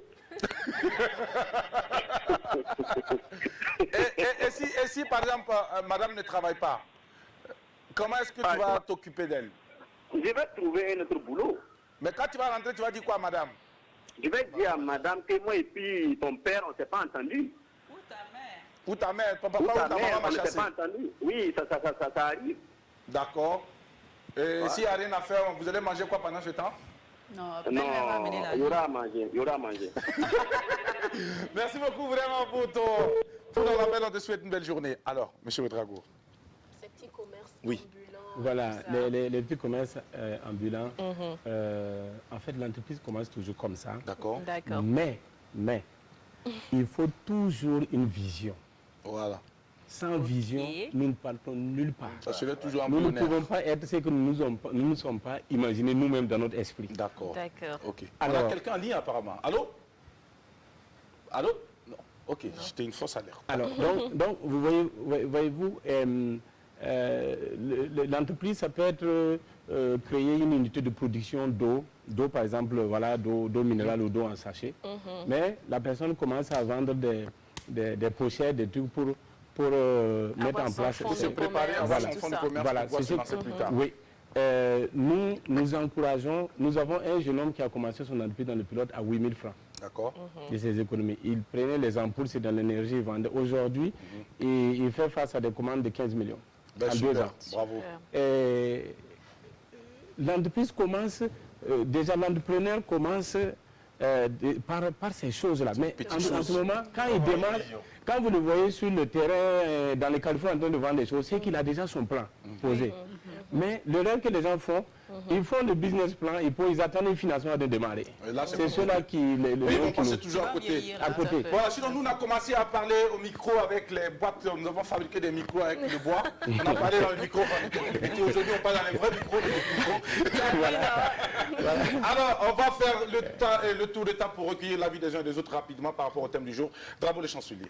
Alors déjà moi sur ce thème, moi personnellement tel que je me connais, je ne pourrais jamais travailler avec mon beau. D'accord. Parce que je veux être moi-même face à sa fille. D'accord. Je ne veux pas un jour qu'à cause de la fille, on me dise quelque chose. Ou à cause du travail, je ne puisse pas dire quelque chose à la femme. Voilà, par exemple, quand tu rentres tard, tu dis que c'est parce que mon papa t'a donné du travail Voilà, que tu te permets de venir à la maison. Voilà, ou bien parce que tu travailles avec sa maman ou son papa, on te paye, tu fais ton programme en fonction de ça, qu'elle te dise, je veux l'argent, tu dis, tu n'as pas l'argent, mais papa me paye, te paye. Et puis mon papa, elle connaît même le salaire. Justement, donc pour moi, en tout cas, si elle peut être avec moi, en tout cas, s'il n'y a pas autre travail, on va caracoler comme ça. Tu Moi, n'as pas en tout de cas, je travail. ne m'engage pas avec mon beau pour un travail. Même s'il a beaucoup de boulot pour toi. Même s'il a beaucoup de boulot. Tant que c'est mon beau, lui et moi, on ne peut pas travailler ensemble. D'accord. Ce que je vais avoir, je nourris ma femme avec ça. Jusqu'à ce que je gagne un boulot pour te donner. Alors, est-ce que Drabo, ton beau ne peut pas t'offrir des assiettes? Non, il peut offrir ça à sa fille. Que toi tu vas utiliser? Non, mais ça, c'est la femme qui va utiliser ça pour moi. Non, parce que, vous savez, c'est une situation qui est complexe. Quand les gens appellent pour dire qu'il n'y a pas de problème, il y a toujours problème. D'accord. Parce que déjà, même que tu ne travailles pas avec ton beau, moins de problème, quand ça remonte à la belle famille, il y a autre problème qui est là. D'accord. Il ne faut pas mélanger les choses. Alors, c'est ton avis, Drabo? Non, moi, il ne rentre pas dans ça. Pour une fois, je serai d'avis avec Drabo. Moi, je ne travaillerai pas avec ma belle famille. Ok. Pourquoi? Parce que moi, j'aime bien... Alors, la relation que j'ai avec ma belle famille, c'est une relation... C'est comme si j'étais vraiment leur fille. J'aime faire ma fille pourri gâter avec. Donc, moi, je préfère continuer à faire ma fille pourri gâter quand je vois ma belle-mère ou mon beau-père que d'aller me faire taper sur les doigts parce que je n'ai pas bien fait un boulot ou je ne sais quoi. Voilà. Non, moi, je préfère prendre le bon côté, là. C'est-à-dire, je préfère me préserver et ne pas détériorer nos relations avec ce travail. Avec ce travail. D'accord. Sandrine Konaté. Moi, je pense qu'il n'y a pas de souci. Parce que je pense que si ma belle famille m'a engagée, c'est parce que j'ai les aptitudes et j'ai les compétences. Donc, je vais aller travailler. Et s'il y a un souci et qu'on me vire, je vais voir ailleurs, tout simplement. Et je ne pense pas aussi que ça pourra détériorer nos relations parce que je saurais faire la part des choses. Au boulot, tu es ma belle-mère et puis voilà, au boulot tu es ma boss et à la maison lors des réunions de famille tu es ma maman. Je saurais faire la différence. Si je fais un travail, tu m'interpelles et tu me recadres comme tout le monde. S'il y a à virer, tu me vires, j'ai confiance en ma tête, je vais aller travailler ailleurs. D'accord. Merci beaucoup. Monsieur Ouedraogo, c'est à votre tour. Vous avez demandé si cette question vous était adressée. Eh bien, c'est le moment. Merci Jackie. Alors, pour ma part, dans le travail, dans l'entreprise, il faut clarifier toutes choses. Il faut faire la part des choses. C'est-à-dire, ce n'est pas regarder l'employé d'où il vient, la relation personnelle ou privée avec l'entreprise. Ce n'est pas des relations à considérer du tout dans le milieu de l'entreprise. D'accord. Dans l'entreprise, il y a des obligations, il y a des responsabilités, il y a des devoirs. Et par rapport à ça, tout doit être clair au début. Voilà. Et une fois que tout est clarifié, je pense que au niveau de l'entreprise, tout est possible. Si nous sommes sélectifs à ce niveau, nous pouvons perdre certaines possibilités, certaines opportunités. Mais ce qui est important, c'est baliser, que tout soit clair. D'accord. Voilà, que tout soit clair au boulot, sur le boulot. Telle elle est directrice, elle est PDG, on l'appelle PDG, pas un autre nom. Est-ce que madame travaille avec vous au sein de la fondation? C'est que c'est madame qui m'a recruté. D'accord. Et nous avons eu des parents, des enfants et tout, mais la chose qu'au niveau de la fondation, c'est clair, c'est que chacun son rôle. Voilà. Ah, vous avez dit au niveau de la fondation, hein? Non, au niveau de la fondation, oui, on travaille ensemble. Oui. Je pensais que c'est au niveau de la société privée. Non, c'est là, je dis, c'est elle qui m'a recruté là-bas. Au niveau de la fondation, vous travaillez ensemble? Si, on travaille ensemble. D'accord. On travaille ensemble. Et il vous arrive souvent de mélanger les choses? Ah non. Non, pas du tout. Voilà, là, les rôles sont clairs. Oui, Adèle. Vous continuez à donner l'argent des popotes? Malgré que ce soit elle, votre boss? Mais oui, puisque j'ai... Ah non, l'histoire de popote, on a organisé cette de façon depuis le début. D'accord. Alors, monsieur Ouedraogo, nous sommes pratiquement à la fin de cette émission. C'est vrai qu'on aurait voulu passer plus de temps avec vous. Alors, mais j'espère que nous avons beaucoup aussi appris et que vous avez beaucoup aussi partagé avec nous, téléspectateurs qui ont pris du plaisir à nous suivre depuis 11h temps universel. Alors, est-ce que vous avez un message de fin pour nous aujourd'hui? Et aussi la possibilité, une adresse sur laquelle on pourrait donc vous contacter au besoin. Oui, mon mot de fin, c'est simplement un appel à la mobilisation autour du concept Uniton. Déjà, comme je dis, uniton.org. Il y a aussi le site web de la fondation, c'est ravi.social. D'accord. Voilà, www bien sûr. Nous sommes convaincus qu'ensemble, avec tous les fils de ce pays, ici et ailleurs, nous pouvons changer progressivement la situation de notre pays. D'accord. Et la situation sécuritaire avec la pandémie qui se met en place, en fait, ne fait que renforcer nos positions et nous interpeller à l'urgence de mettre en place ces dispositifs.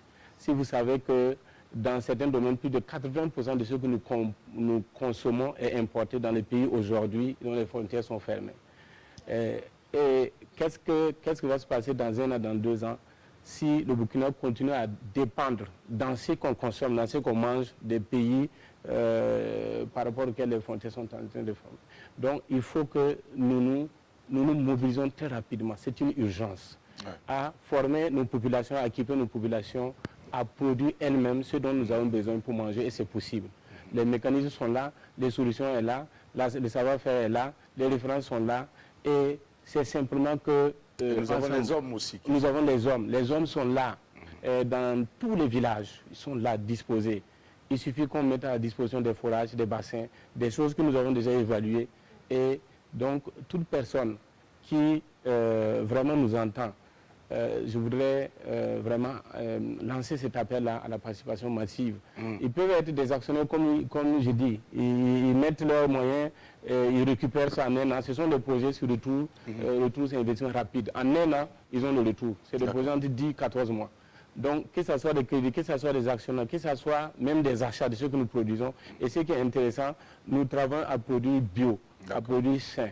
À utiliser en fait les ressources locales, les tout naturels, pour pouvoir arriver à l'autosuffisance alimentaire. L'autosuffisance alimentaire en se basant sur ce que nous avons ici, ce que nous produisons ici. Exactement. Et là, même si les frontières sont fermées, on pourra s'en sortir.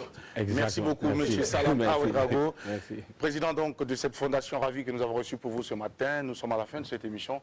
La team va aussi dire au revoir. Déjà, Drabo, on va dire au revoir. On va se donner rendez-vous demain pour le dernier numéro de la semaine. Mais ne travaillez pas avec la belle famille. D'accord. Alors, Adèle, on se donne rendez-vous demain avec sa buzz. C'est vendredi demain, donc restez connectés et vous aurez la rediffusion, pas la rediffusion, mais l'émission sur YouTube. Sur YouTube, tout à fait. Tout à l'heure. Dans l'après-midi. Voilà. Alors, Sandrine.